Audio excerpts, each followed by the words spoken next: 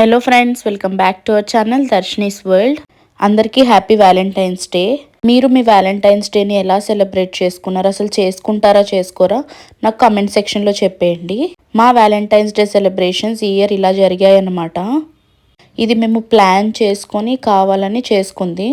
నేను మా హస్బెండ్కి కానీ మా హస్బెండ్ నాకు కానీ సర్ప్రైజ్ చేసింది కాదనమాట. మేము ప్లాన్ చేసుకొని ఇలా చేయాలి అని చేసి సెలబ్రేట్ చేసుకున్న వ్యాలంటైన్స్ డే ఇది. చాలా సింపుల్గా ఇద్దరు కలిసి చేస్తే ఒక హాఫ్ అన్ అవర్లో అయిపోయే వర్క్ అనమాట. బట్ ఈ ప్రాసెస్లో చాలా మెమరీస్ గ్యాదర్ చేసుకోవచ్చు మనం. కొంచెం ఓపికగా ఒకరి కోసం ఒకరు టైం స్పెండ్ చేసుకుంటే ఇలాంటివి మన లైఫ్లో చాలా క్రియేట్ చేసుకోవచ్చు. ఇలా చేసుకోవడానికి చాలా బడ్జెటే అవసరం లేదు, లేకపోతే పెద్ద పెద్ద కెమెరామ్యాన్స్ అవసరం లేదు. మనకు నచ్చినట్టు మనం హ్యాపీగా ఫీల్ అయ్యేటట్టు చేసుకునేదే సెలబ్రేషన్ కదా. మా రిలేషన్ వచ్చి ఇప్పటికీ 7 years అనమాట. 5 years love and 2 years marriage life అనమాట. ప్రతి వ్యాలంటైన్స్ డేకి ఏదో ఒకటి చేస్తూ ఉంటాను నేను. కానీ ఈ వ్యాలంటైన్స్ డే అనేది గుర్తుండిపోవాలని చెప్పి మా హస్బెండ్ని కూడా ఇన్వాల్వ్ చేశాను అనమాట. మోస్ట్లీ ఆయన ఇన్వాల్వ్ అవ్వరు ఇలాంటి వాటిలో. సర్ప్రైజెస్ నేనే ప్లాన్ చేసి ఆయనను సర్ప్రైజ్ చేస్తూ ఉంటా. ఎందుకంటే నాకు చిన్నప్పటి నుంచి సెలబ్రేషన్ సర్ప్రైజెస్ ఏం కొత్త కాదు.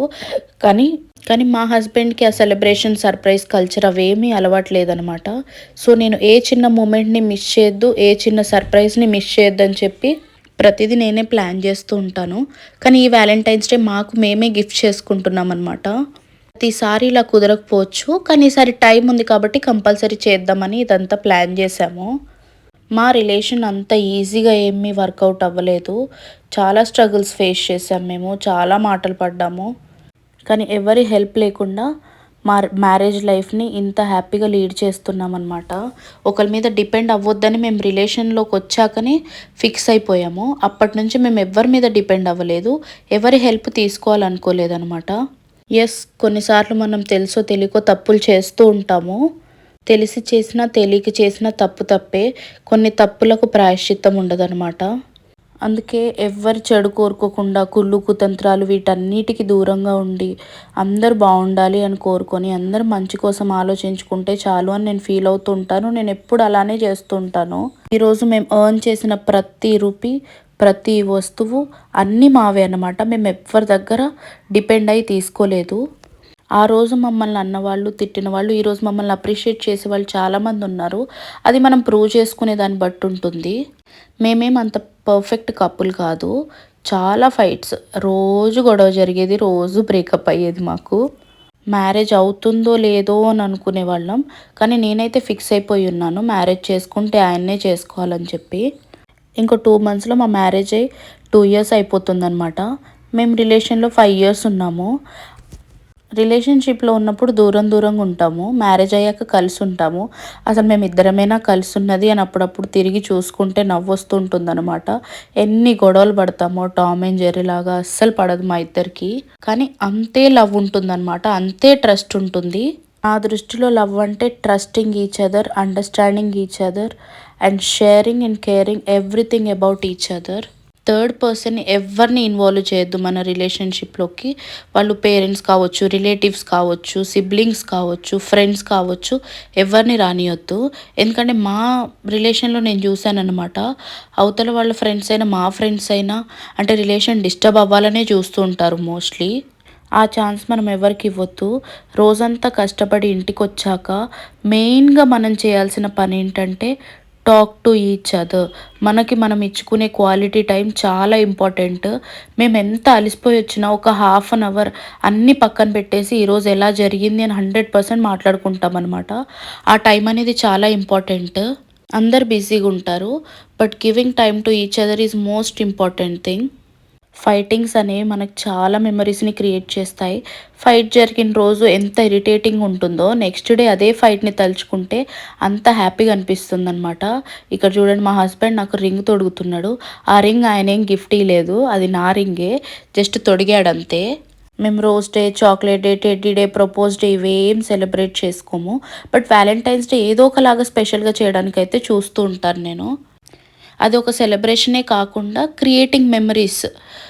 ఇలానే కాదు, కొద్దిసేపు పక్కన కూర్చోండి, లేకపోతే కలిసి తినండి, మాట్లాడండి, ఏదైనా కావచ్చు. మనకు మెమరీస్ క్రియేట్ చేస్తాయి అంతే. రేపు మేము మళ్ళీ వీడియోస్ చూసుకుంటే మాకెంత హ్యాపీగా అనిపిస్తుందో, ఈ టైం మళ్ళీ మాకు ఇంత ఫ్రీ టైం దొరకదేమో రేపు మళ్ళీ మేము కలిసి కూర్చొని మాట్లాడుకోవడానికి. లైఫ్ అంటే రన్నింగ్, చేజింగ్ ఇవే ఉంటాయి కదా.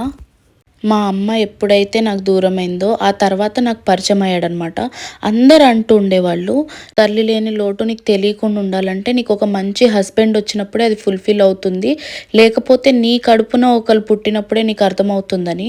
నేను దేవుణ్ణి ఒకటే కోరుకున్నాను, నాకు ఏదైతే ఇంపార్టెంటో అది నా నుండి దూరం చేసావు కాబట్టి నాకు ఏది కావాలో అది నాకు దగ్గర చేయాలని నేను ఫస్ట్ నుంచి అదే కోరుకున్నా. నాకు ఈ పర్సన్ మీట్ అయ్యాడనమాట.